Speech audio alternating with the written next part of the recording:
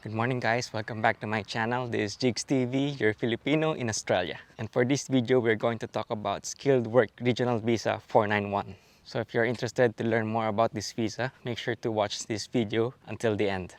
You held me back when I tried to move on from your life, so you stole my life with clarity. Good morning guys. Just walking around the neighborhood again. So while I'm going to exercise, I will share to you my knowledge about the Skilled Work Regional Visa 491. Because as you know, there are a lot of people asking me about this visa, commenting on my videos. So this is it guys. By the way, if you're still new to my channel and you want to see more videos about life here in Australia, don't forget to subscribe and hit that notification bell button so that you'll always be updated with my videos. And follow me on Instagram as well at _Jiggs_TV. And of course, check also the PDF that I created entitled New Filipino Migrants in Australia Guide, which will be very helpful for those who are planning to migrate here. The link is in the video description below. Just a disclaimer, I'm not a migration agent. Just sharing my knowledge based on what I've researched, which are mostly already indicated in the or shown in the immigration website of Australia. The Skilled Work Regional Visa 491 is actually very similar to the Skilled Independent Visa 189 and Skilled Nominated Visa 190. So the process are very similar, and I've already had a video regarding the process of the Skilled Independent Visa 189 and Skilled Nominated Visa 190. So if you want to watch that video as well, it will be helpful to understand the process for this visa 491. You can watch it after this video, or you can watch that video first. It's my first video for this channel. So basically, the Skilled Work Regional Visa 491, the requirements are you should be under 45 years old, 45 years old or younger, and then you are nominated by the state or the territory government agency, and then you can work, study, and live in that area for 5 years, and you can always go outside, travel outside and going back to Australia during that 5 years. And what else? Of course, you can only stay on that designated area or in the state that nominated you. For sure, the area that you can only stay, they will indicate it in the visa that they will grant to you. And you can either be nominated by the area, or you can be sponsored by a relative that is living also on that state or area. There are a lot of people that can be under that scope. For example, of course, the immediate family, your spouse, partner, or children, and then it can be your parents, uncle, auntie, stepbrother, stepsister, adoptive brother, adoptive sister, first cousin, grandparents. So it can be those people that will or can nominate you for that visa. And then your occupation needs to be on the occupation list. It's in the website also of the immigration. And then that occupation should be skilled assessed, or you need to be skilled assessed or have a skills assessment. And then, of course, you also need to have a competency in English. So for English, it needs only to be competent. So for IELTS, you just need to have a score of 6 in all the categories. And for PTE, you just need a score of 50. So I think for me, that's very manageable. So aside from the English, you need to have your health and character assessments. So it should be okay. Your health, I'm guessing it will be similar to the Skilled Independent Visa 189 or skilled nominated visa 190, which are only going to take your x-ray and urine and blood samples, if I remember it correctly. Yeah, those are the requirements.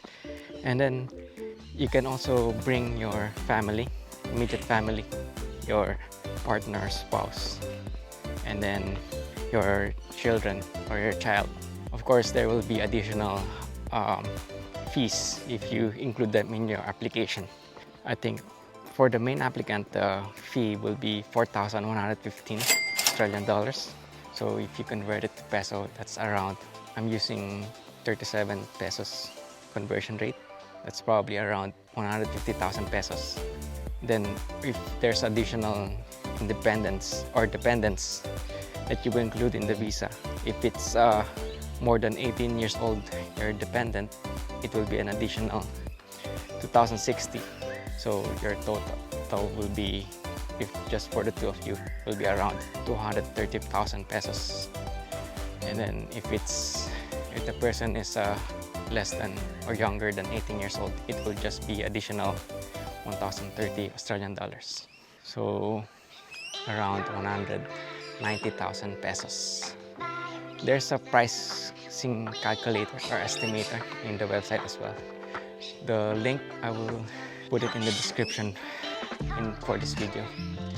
So for your dependents or those that you will include for this visa, they need to have their health and character assessment as well. For the character assessment, that is the police, most probably the police certificate or NBI clearance. And health, yeah, I discussed it already. They are saying or indicated in the website that if your family member that you will include in the application doesn't have a functional English or the equivalent score of 4.5 for IELTS and 30 for PTE, you will need to pay an additional 4,890 Australian dollars, if I understood it correctly. But you need to just pay it if they will grant you the visa or if they ask you to pay for it. So they won't ask you to pay it upfront. Yep, it's a good opportunity or visa. You can convert it to, or you can apply eventually to permanent resident after holding that visa for 3 years. And what else? So most of the occupations that are included in that I'm assuming that are included in the skilled independent visa and skilled nominated visa are included also on that skilled work regional visa 491. It's better to check the list yourself. I mean, go through the list, all of the list, because maybe there are some occupations that can apply to you that you just didn't know. Some of the, or a few of the occupations that I noticed are farmers, fruit growers, gardener, baker, chef, cook, makeup artist, cafe, restaurant or manager, barista, massage therapist, insurance agent, meat inspector, carpenter, and school teachers. And there are a lot more occupations on that list, so it's better to check that yourself. So I'm just not sure with regards to the skills assessment for those occupations that you will choose. You need to check it yourself. But most probably it will include your English competency, your educational background, work experience, and certificates that you have that can support your experience for that occupation or qualifications for that occupation. Okay guys, going to walk again. Beautiful houses over here. My friends, how are you guys going? Come out, let's play. I hope you're getting something from this video, and if you are, don't forget to hit that like button to support my channel. And for those who are not yet subscribed, to subscribe and share this video if you want, if you know people that will be benefiting from this info. So for this visa, could stay here in Australia for 5 years, study, live, or work. And then you can travel in and out of Australia for that period. And then you can apply for permanent resident afterwards, after you hold this visa for 3 years. So it's a good opportunity. And then the processing times will be just 6 months for 75% of the applications, and then 14 months for 90%. So very quick. I think it's a quick turnaround for me. But I think that's only when you are invited. I forgot to mention the points. You need to pass the points as well before you get invited. So you need to have 65 points at least. The points calculator, I'll put the link also in this video, in the description box or description. There are a few houses being renovated or constructed. Nice.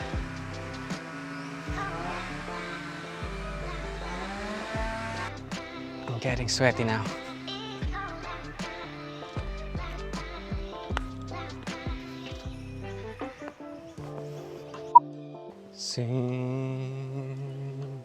Sing a song, sing out loud, sing out strong, sing of good things, not bad, sing of happy, not sad. Don't worry that it's not good enough for anyone else to hear. Just sing a song. By the way, with regards to the points, you need to have at least 65 points to be invited. And I think based on my assessment, it's achievable.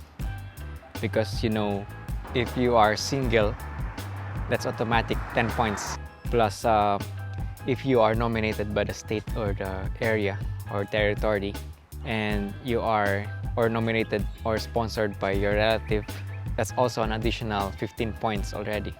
And plus, if you have right age with the highest points of 30 points, I think that's 25 years old and up to 32 years old.